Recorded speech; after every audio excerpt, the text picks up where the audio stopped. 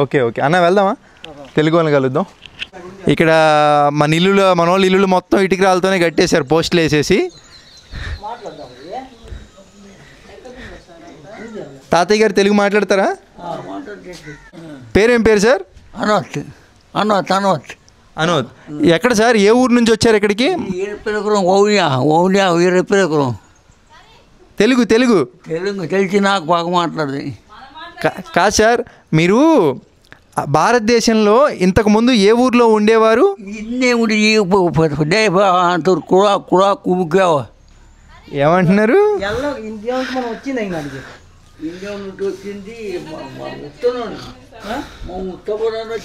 Okay okay, వీళ్ళ తాతలు అప్పుడే వచ్చేసారు. ఓకే, మీ తాతలు అప్పుడే వచ్చారు. మరి మీకు తెలుగు భాష ఎలా వచ్చు? మా తెలుగు భాష మా మొబ్బలు మాట్లాడినట్టే మేము మాట్లాడేది. ఓకే ఓకే ఓకే ఓకే, వాళ్ళ తాతలు వాళ్ళు అలా నేర్పించుకుంటూ వచ్చారనమాట. Super super. తాతగారు ఇంకా అప్పట్లో వచ్చారు కావాలని అనుకున్నా ఇండియా నుంచి, అంటే అంత ముందల నుంచే ఉన్నారు మన తెలుగువారు. నమస్కారం అమ్మా. హాయ్, తెలుగు వచ్చా? మీరు తెలుగు నేర్పించాలి. నేర్పించాలి. ఇంకెవరు లేరా ఇంట్లో? మగవాళ్ళంతా పనులకి వెళ్ళిపోయారా అండి? ఇంట్లో పురుషులు శ్రమకి వెళ్ళారా? పనికి వెళ్ళారా? Okay okay. ఎప్పుడు వస్తారు? ఏ టైంకి వస్తారు? మాపుకాడ. ఓ, సాయంత్రం పూట. ఓకే. నెక్స్ట్ తాతయ్య గారు ఆరోగ్యం జాగ్రత్త.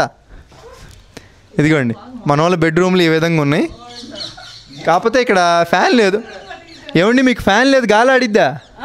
ఫ్యాన్ లేదు కదా? ఫ్యాన్ వేసాక అంత లేదు, లెక్కలకి ఇక లేవు. పెడతావా బాగా ఉండాలి సాటుకుని ఉండే తీరే పనికి. బాయ్. నువ్వు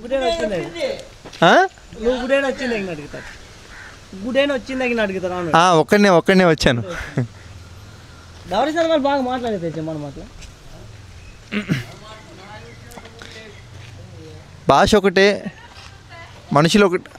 మనుషులు ఒకటే, మన తెలుగు జాతే. కాకపోతే ఆ యాస వల్ల మనకి అర్థం కావట్లా. గోదావరి వెళ్తాం కదండి, గోదావరి వెళ్తే వాళ్ళ మాట తీరు ఒకలా ఉంటుంది, మనది ఒకలా ఉంటుంది. కానీ గోదావరి వాళ్ళది అర్థమైపోద్ది మనకి.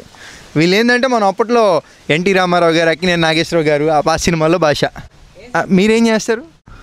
మేమే